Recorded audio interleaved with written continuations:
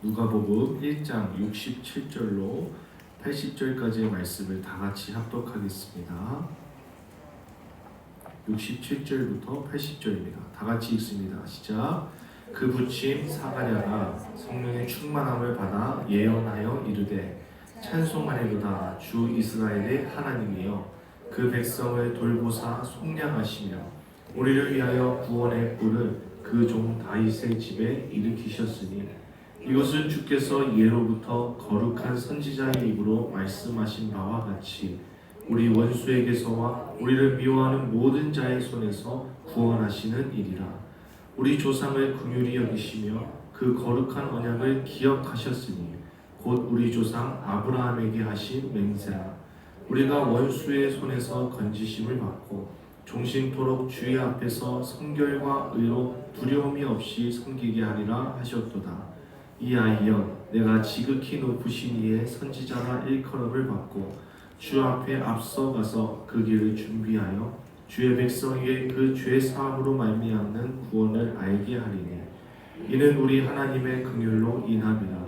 이로써 돋는 해가 위로부터 우리에게 임하여 어둠과 죽음의 그늘에 앉은 자에게 비치고 우리 발을 평강의 길로 인도하시리로다 하니라. 아이가 자라며 심령이 강하여지며 이스라엘에게 나타나는 날까지 빈들에 있으리라. 아멘. 오늘 우리가 읽은 본문은 사가랴의 예언, 사가랴의 찬가라는 그 내용입니다. 사가랴는 누구죠? 침례 요한의 아버지죠, 아버지. 사가랴가 이제 침례 요한을 낳고 나서 찬양하는 시입니다. 특별한 것은 그 아들 요한이 얼마나 존귀한 존재인지 노래하는 것이 아니라 이 아들을 통하여 또 그 아들이 예비하는 그 길로 오실 예수 그리스도를 통하여서 구원하실 그 하나님을 찬양하는 노래인 것이죠. 그래서 오늘 본문에서 우리에게 가르쳐 주는 것은 하나님은 약속하신 대로 자기 백성들을 구원해 주신다라는 그 주제를 담고 있습니다. 우리 먼저 68절 먼저 읽어볼까요? 68절 시작. 찬송하리로다 주 이스라엘의 하나님이여 그 백성을 돌보사 속량하시며. 사가랴는 그 사가랴의 아내가 요한을 잉태하고 나서 말을 못합니다. 말을 못하게 되고 아들을 낳게 되자 이제 그 이름을 물어봤을 때 입이 풀리고 요한이라 하자 한 다음에 그 다음에 이렇게 쭉쭉 오늘 본문이 진행되는데요. 그가 첫 마디로 입이 풀렸을 때 첫 마디로 하는 것이 찬송하리로다 주 이스라엘 하나님이여 하면서 하나님께서 지금 그 백성을 어떻게 하셨다고 말씀하고 있어요. 그 백성을 돌보시고 속량하셨다. 이게 참 중요한 부분인데 왜 그러냐면 복음서 이전에 구약의 마지막 성경이 무엇입니까? 말라기죠. 말라기의 그 말라기 선지자의 선포 이후에 이 사가랴의 입에서 찬송하리로다 하면서 하나님의 구원을 노래하는 이때까지 하나님의 말씀이 들리지 않았던 시기가 400년이나 됩니다.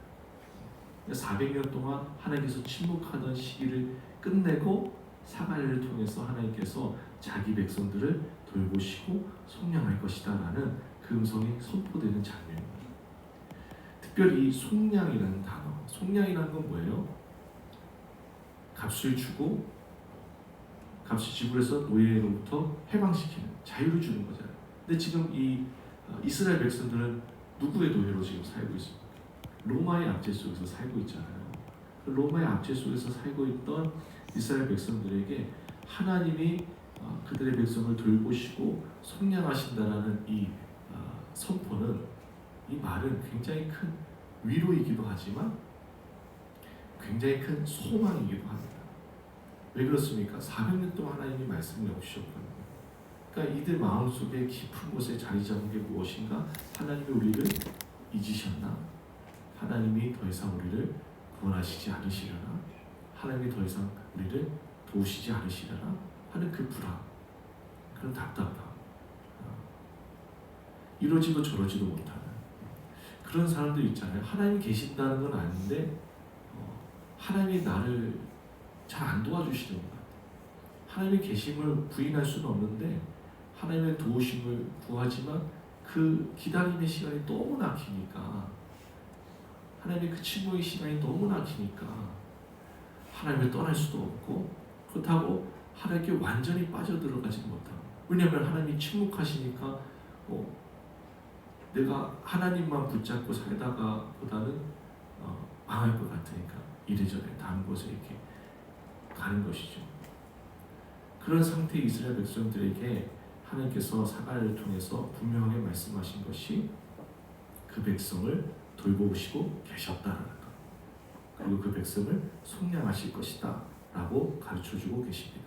그러면서 69절에 이렇게 얘기하죠. 우리를 위하여 구원의 뿔을 어디의 집에서 일으키셨으니? 다윗의 집에. 그종 다윗의 집에 일으키셨다.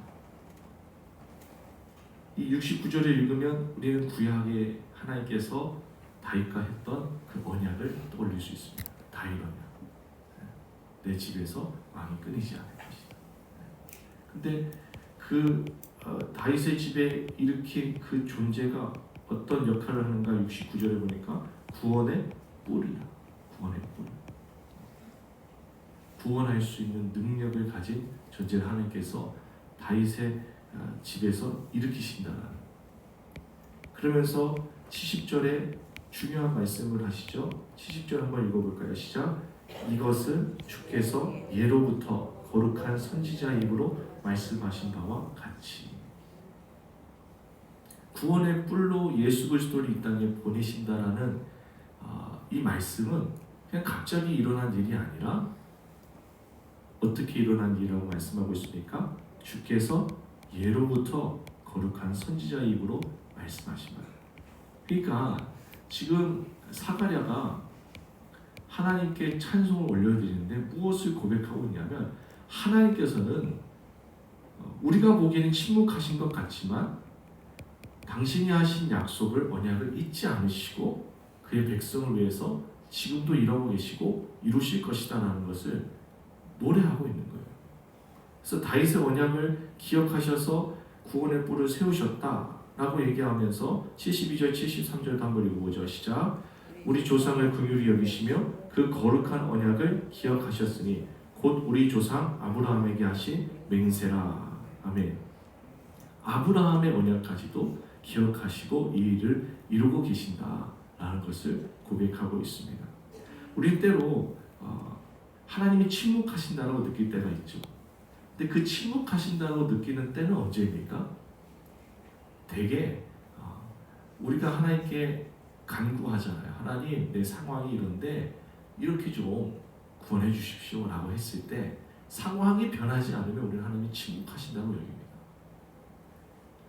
기도 응답이 되지 않으면 하나님이 우리에게서 침묵하시고 나를 잊었다라고 생각할 때가 많은데, 우리는 분명히 기억해야 될 것은 하나님은 침묵하신 가운데서도 그의 백성을 돌보시고 계셨다라는 사실이에요. 더 놀라운 것은 그 침묵하는 상황에 우리가 집중할 것이 아니라, 하나님께서는 지금 침묵하시다가 갑자기 구원의 뿔을 세우신 게 아니잖아요. 그죠? 아브라함의 언약, 다윗의 언약을 뭐 하셨어요? 기억하셔서 그 언약을 지키시려고 하신 거잖아요. 그러니까 우리는 하나님이 우리 삶 가운데 침묵하신 것 같을 때 무엇에 더 집중해야 되는가? 하나님이 우리에게 하신 약속의 말씀들에 더 집중해야 되는 줄로 믿습니다. 그러니까 우리가 기도하면서 신앙생활하면서 더 주의를 기울여야 하는 건 눈앞에 보이는 상황이 아니라 하나님께서 우리에게 주신 약속의 말씀이 되어야 함을 우리에게 가르쳐주고 있는 것이죠. 그러니까 상황이 아니라 우리가 약속을 붙들게 될 때 우리가 하나님께서 베풀어 주신 그 놀라운 구원의 뿔의 역사를 누리게 될 줄로 믿습니다. 그러면서 하나님께서 이 일을 하시려는 목적에 대해서 말씀하고 있는데 74절, 75절 한번 읽어보죠. 74절, 75절 시작. 우리가 원수의 손에서 건지심을 받고 종신토록 주의 앞에서 성결과 의로 두려움이 없이 섬기게 하리라 하셨도다. 아멘. 하나님께서 예수 그리스도를 이 땅에 보내심으로 말미암아 그의 백성을 돌보시고 속량하시려는 목적이 뭐라고 얘기하고 있습니까? 74절 먼저 보면 원수의 손에서 건져내시기 위해서. 근데 그 원수의 손에서 건져냄을 위해서만 예수님이 이 땅에 오신 건 아니라는 거예요. 75절이 있다는 거예요. 75절. 75절 뭐라고 얘기합니까? 종신토록 주의 앞에서 성결과 의로 두려움이 없이 섬기게 하리라 하셨도다. 지금 이스라엘 백성은 로마의 압제 속에서 살아가고 있죠. 그러니까 74절의 이야기를 들었을 때 이들이 대번에 생각하는 원수는 누굽니까?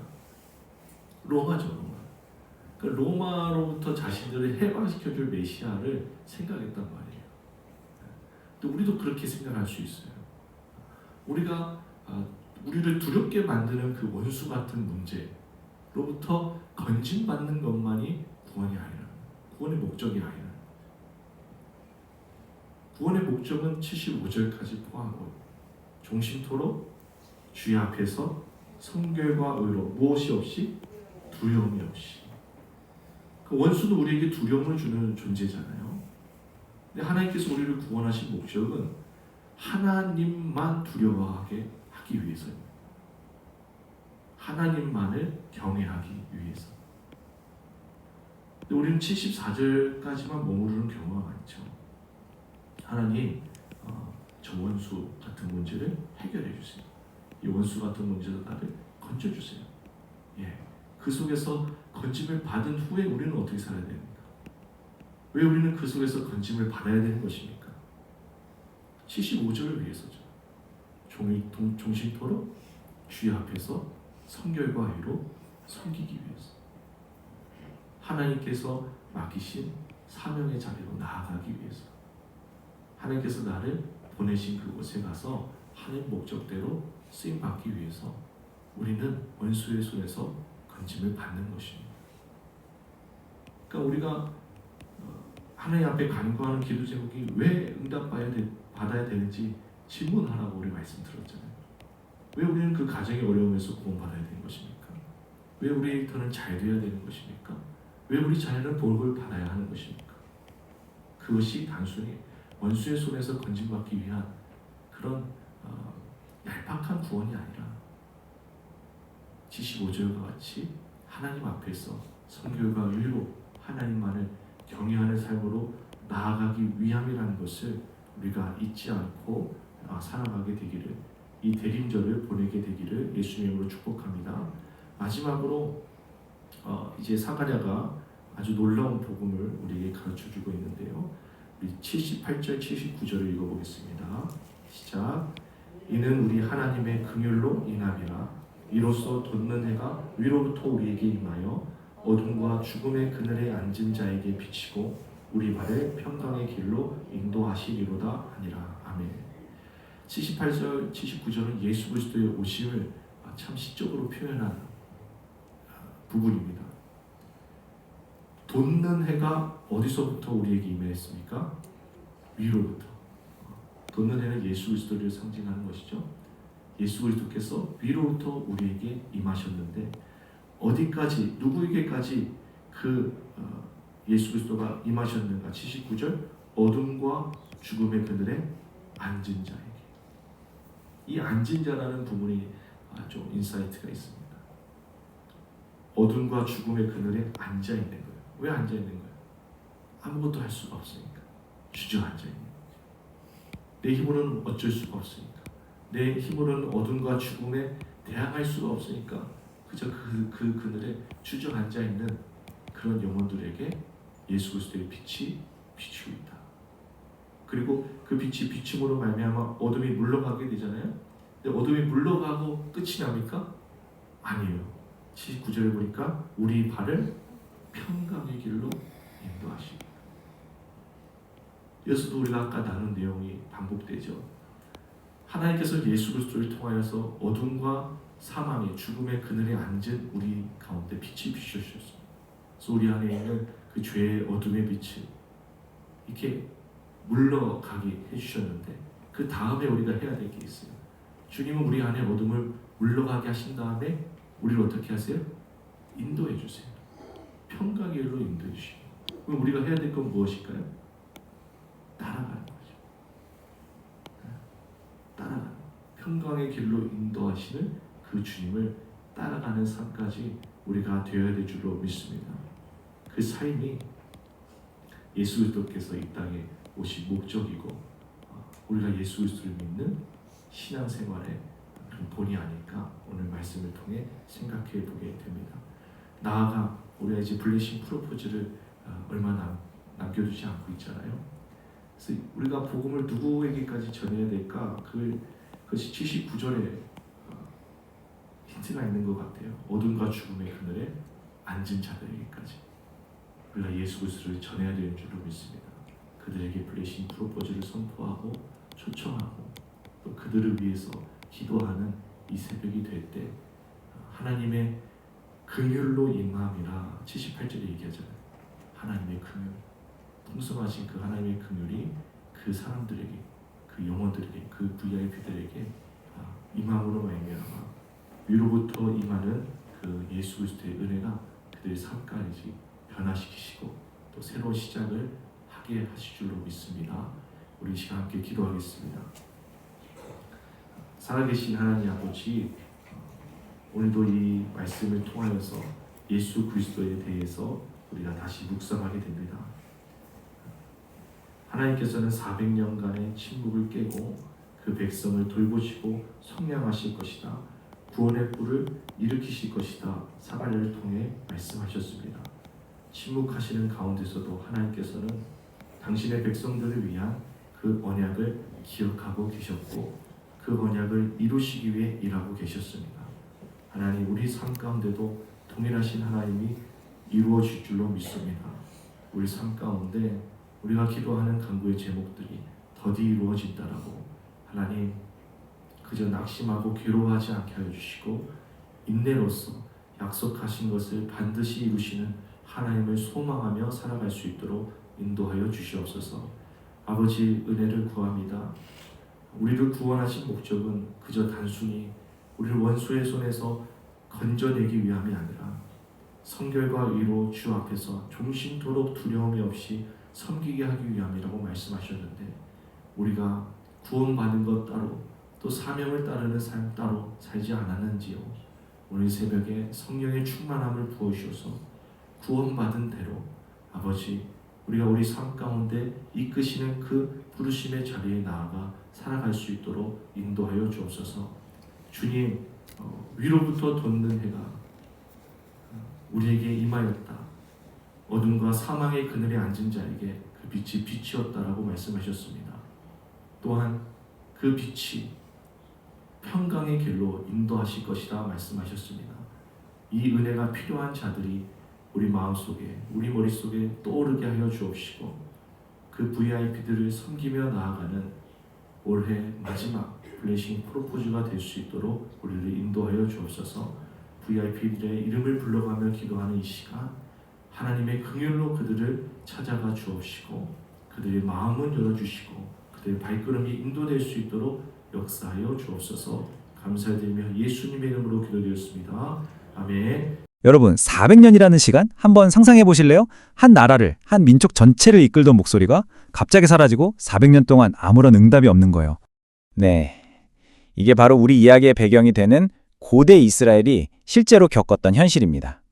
정말 역사의 한 페이지가 그냥 통째로 침묵 그 자체였던 거죠. 이렇게 길고 긴 침묵이 계속되면 어떤 마음이 들까요? 당연히 불안하고 의심이 들기 시작하죠. 혹시 신이 우리를 잊어버리신 건 아닐까? 아마 모두가 마음속으로 이런 질문을 되뇌었을 겁니다. 자, 그래서 오늘은요, 바로 이 400년의 기나긴 침묵을 깨뜨린 한 아버지의 노래, 그 노래를 따라가 볼 겁니다. 이 노래가 어떻게 아주 오래된 약속들을 다시 수면 위로 끌어올리고 또 우리가 알던 구원이라는 말의 의미를 완전히 뒤집어 놓는지, 그리고 마침내 그 짙은 어둠 속으로 어떻게 빛을 가져왔는지 하나씩 파헤쳐보겠습니다. 좋습니다. 그럼 먼저 이 400년이라는 공백기, 이 영적인 침묵의 시대 속으로 한번 들어가 보시죠. 성경에서 구약의 마지막 선지자가 바로 말라기인데요. 그 이후로 무려 4세기 동안 어떠한 새로운 예언의 말씀도 없었던 겁니다.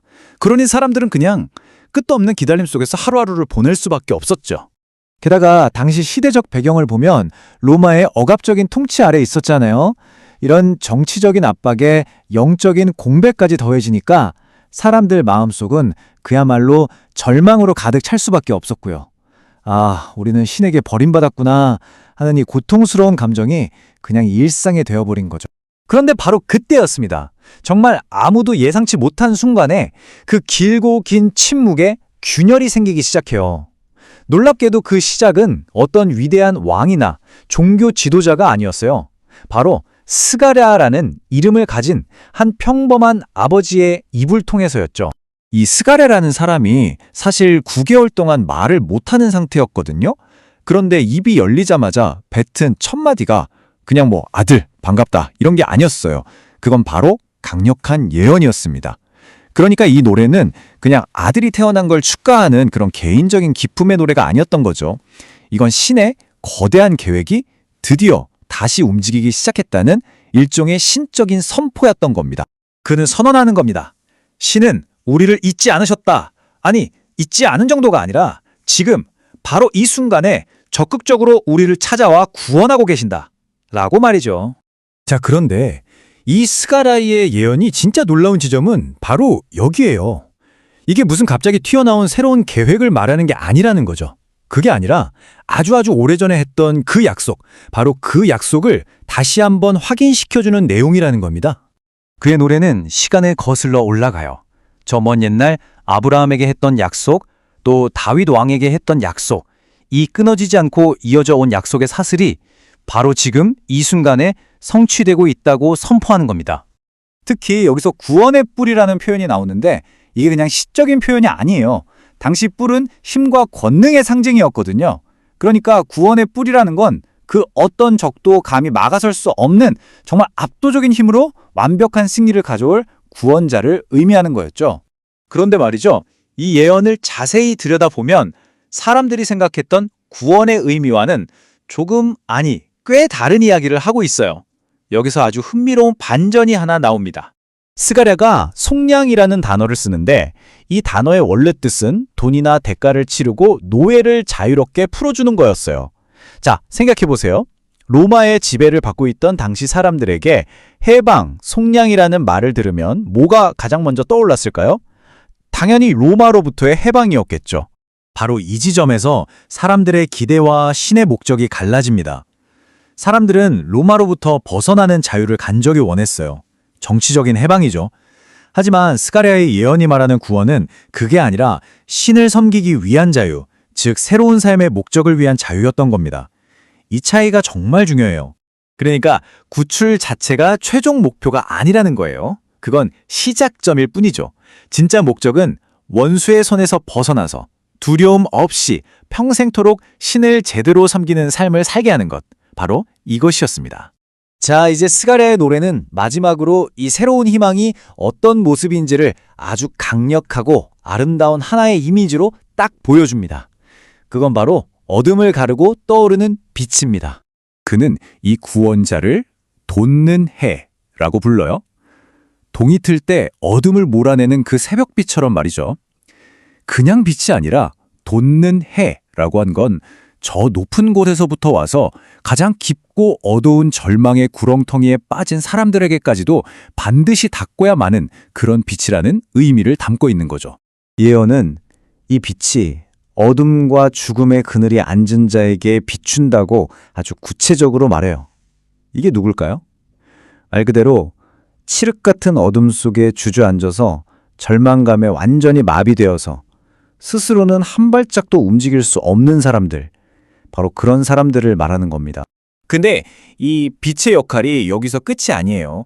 그냥 어둠만 걷어내는 게 전부가 아니라는 거죠. 더 중요한 건 그 빛이 방향을 알려준다는 겁니다. 어디로 가야 할지 몰라 헤매던 우리의 발을 이끌어서 새로운 길, 바로 평강의 길로 안내한다는 거예요. 결국 이겁니다. 400년의 침묵을 깨고 터져나온 스가랴의 이 노래가 우리에게 주는 핵심 메시지는 진정한 구원이란 그냥 나쁜 상황에서 건져주는 걸로 끝나는 게 아니라는 것. 그건 바로 새로운 여정으로의 부르심이라는 거죠. 단순한 구출이 아니라 새로운 방향을 제시하는 희망. 바로 그거였습니다. 스가랴의 노래는 2000년이라는 시간을 훌쩍 뛰어넘어서 오늘을 사는 우리에게도 똑같은 질문을 던지고 있습니다. 그 빛이 이미 우리에게 비추고 있다면 지금 당신의 발은, 우리의 발은 과연 어디를 향해 걷고 있습니까?